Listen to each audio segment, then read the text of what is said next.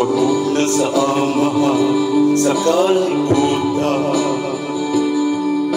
Ihimo niya ang tanan diha sa gugma,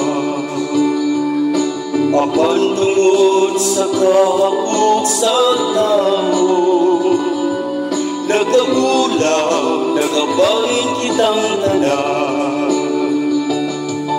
Sapat ako sa pagmahal sa Diyos, ipadala ang anak na nahimong tao.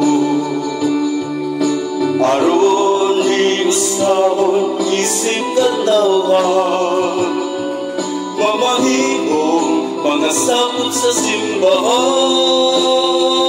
Pagkahiusa, untang kitang tanan, magkauyon nga maragsuon, magsinagdanay. Pagkati kumunta kita, magkahiusa nga pamilya, diha sa lawas ug dugo ni Kristo. Magkahiusa, untang kitang tanan, magkauyon nga managsuon, magsinagdanay.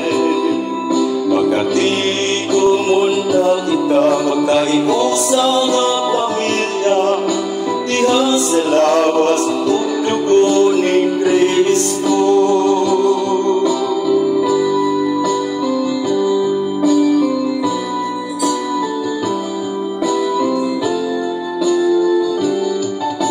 Magampo kitang tanan sa atong banay, sa tanang mga anak o ginikanan,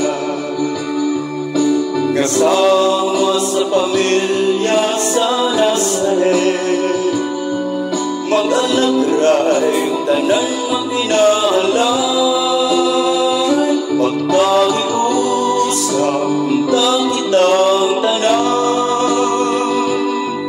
magkauyon nga managsukon, magsinagdanay. Pagkati kumunta kita, magkahiusa nga pamilya, diha sa lawas ug dugo ni Kristo. Magkahiusa, untang kitang tanan, magkauyon nga managsukon, magsinagdanay. Pagkati kumunta kita, magkahiusa nga pamilya, diha sa lawas ug dugo